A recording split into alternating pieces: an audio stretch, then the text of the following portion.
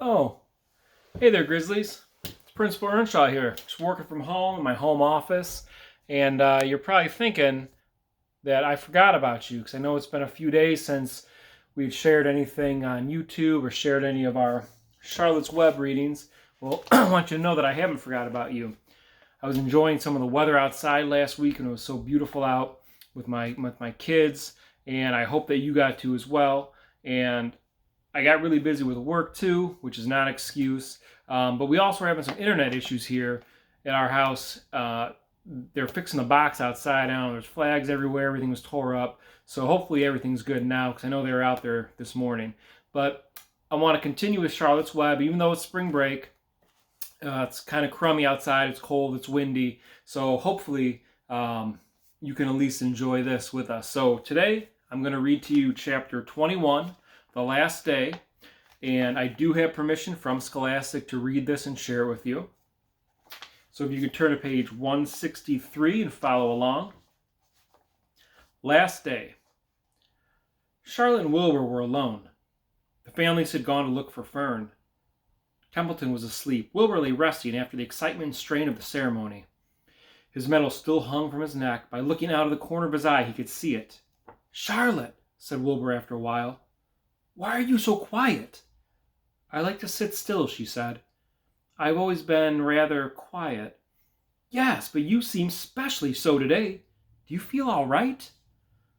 "A little tired, perhaps, but I feel peaceful. Your success in the ring this morning was, to a small degree, my success. Your future is assured. You will live, secure and safe, Wilbur. Nothing can harm you now.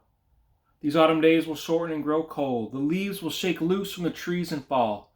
Christmas will come, then the snows of winter. You will live to enjoy the beauty of the frozen world. For you mean a great deal to Zuckerman, and he will not harm you ever. Winter will pass, the days will lengthen, the ice will melt in the pasture pond. The song sparrow will return and sing, and the frogs will awake. The warm wind will blow again. All these sights and sounds and smells will be yours to enjoy. Wilbur, this lovely world, these precious days." Charlotte stopped. A moment later, a tear came to Wilbur's eye. "Oh, Charlotte," he said, "to think that when I first met you, I thought you were cruel and bloodthirsty." When he recovered from his emotion, he spoke again. "Why did you do this all for me?" he asked. "I don't deserve it. I've never done anything for you." "You have been my friend," replied Charlotte. "That, in itself, is a tremendous thing. I wove my webs for you because I liked you. After all, what's a life, anyway? We're born, we live a little while, we die. A spider's life can't help being something of a mess, with all this trapping and eating flies. By helping you, perhaps I was trying to lift up my life a trifle. Heaven knows anyone's life can stand a little of that."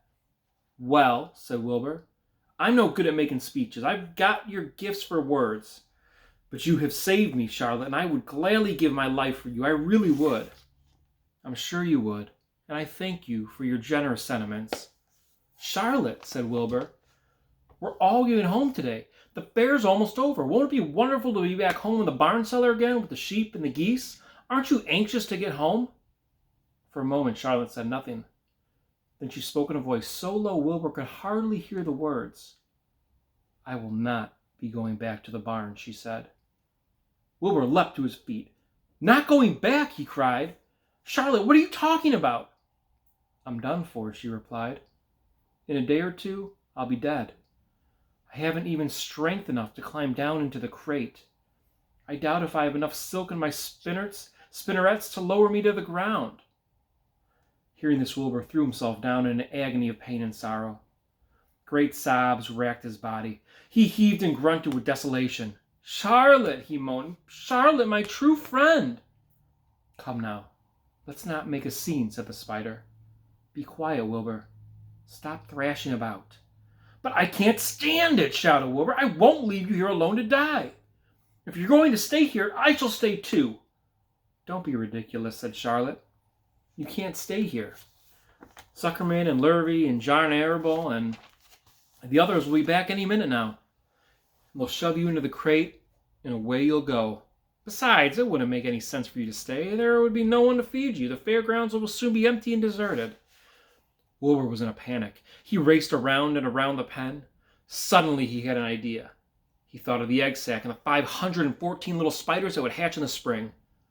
If Charlotte herself was unable to go home to the barn, at least he must take her children along. Wilbur rushed to the front of his pen. He put his front feet up on the top board and gazed around. In the distance, he saw the Arables and the Zuckermans approaching. He knew he would have to act quickly. "Where's Templeton?" he demanded. "He's in that corner under the straw, asleep," said Charlotte. Wilbur rushed over, pushed his strong snout under the rat, and tossed him into the air. "Templeton!" screamed Wilbur. "Pay attention!" The rat, surprised out of a sound sleep, looked first dazed, then disgusted. "What kind of monkey shine is this?" he growled. "Can a rat catch a wink of sleep without getting rudely popped into the air?" "Listen to me," cried Wilbur. "Charlotte is very ill. She has only a short time to live. She cannot accompany us home because of her condition. Therefore, it is absolutely necessary that I take her egg sack with me. I can't reach it, and I can't climb. You're the only one that can get it.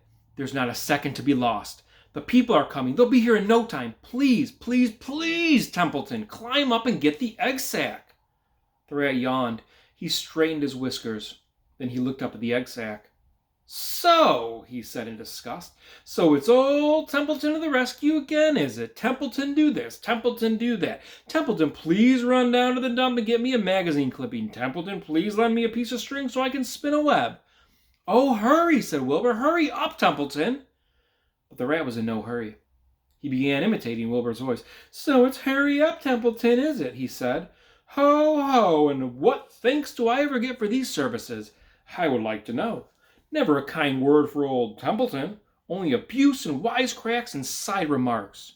Never a kind word for a rat." "Templeton," said Wilbur in desperation, "if you don't stop talking and get busy, all will be lost, and I will die of a broken heart. Please climb up." Templeton lay back in the straw. Lazily, he placed his forepaws behind his head and crossed his knees in an attitude of complete relaxation. "Die of a broken heart," he mimicked. "How touching, my. I notice that it's always me you come to when in trouble. But I've never heard of anyone's heart breaking on my account. Oh no, who cares anything about old Templeton?" "Get up," screamed Wilbur. "Stop acting like a spoiled child." Templeton grinned and lay still. "Who made trip after trip to the dump?" he asked. "Why, it was old Templeton. Who saved Charlotte's life by scaring that Arable boy away with a rotten goose egg? Bless my soul, I believe it was old Templeton. Who bit your tail and got you back on your feet this morning after you had fainted in front of a crowd? Old Templeton. Has it ever occurred to you that I'm sick of running errands and doing favors? What do you think I am, anyway, a rat of all work?" Wilbur was desperate. The people were coming, and the rat was failing him. Suddenly he remembered Templeton's fondness for food. "Templeton," he said, "I will make you a solemn promise. Get Charlotte's egg sack for me, and from now on, I will let you eat first. When Lurby slops me, I will let you have your choice of everything in the trough, and I won't touch a thing until you're through." The rat sat up. "You mean that?" he said. "I promise, cross my heart." "All right, it's a deal," said the rat. He walked to the wall and started to climb. His stomach was still swollen from last night's gorge. Groaning and complaining, he pulled himself slowly to the ceiling. He crept along till he reached the egg sack. Charlotte moved aside for him. She was dying, but she still had strength enough to move a little. Then Templeton bared his long, ugly teeth and began snipping the threads that fastened the sack to the ceiling. Wilbur watched from below. "Use extreme care," he said. "I don't want a single one of those eggs harmed." "This the fix in my mouth," complained the rat. "It's worse than caramel candy." But Templeton worked away at the job and managed to cut the sack adrift and carry it to the ground, where he dropped it in front of Wilbur. Wilbur heaved a great sigh of relief. "Thank you, Templeton," he said. "I will never forget this as long as I live." "Neither will I," said the rat, picking his teeth. "I feel as though I'd eaten a spoonful of thread. Well, home we go." Templeton crept into the crate and buried himself in the straw. He got out of sight just in time. Lurby and John Arable and Mr. Zuckerman came along at that moment, followed by Mrs. Arable and Mrs. Zuckerman and Avery and Fern. Wilbur had already decided how he would carry the egg sack. There was only one way possible. He carefully took the little bundle in his mouth and held it there on top of his tongue. He remembered what Charlotte had told him, that the sack was waterproof and strong. It felt funny on his tongue and made him drool a bit, and of course he couldn't say anything, but he was being shoved into the crate. He looked up at Charlotte and gave her a wink. She knew he was saying goodbye in the only way that he could, and she knew her children were safe. "Goodbye," she whispered. Then she summoned all her strength and waved one of her front legs at him. She never moved again. Next day, as the Ferris wheel was being taken apart and the racehorses were being loaded into the vans, the entertainers were packing up their belongings and driving away in their trailers, Charlotte died. The fairgrounds were soon deserted.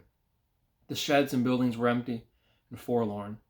The infield was littered with bottles and trash. Nobody of the hundreds of people that had visited the fair knew that a gray spider had played the most important part of all. No one was with her when she died. Tomorrow we'll finish up with chapter 22, A Warm Wind. And it got me thinking, it's important that we have friends and it's important we stay connected. So I hope that you're finding ways to stay connected to your friends, whether it's FaceTime or Zoom meetings or just calling them on the phone. I know we can't be together and be with each other, and it's really hard on me too. I'm having a hard time with this Grizzlies, but I'm thinking about all you guys and every day. I miss you. I love you, and I know we're going to be together soon. So please email me. Please comment on the YouTube videos. It means the world when I see that. And I promise you that I will keep the YouTube videos coming more frequently now. And with that, I just wish you the best day ever. Stay safe, and we'll see each other soon.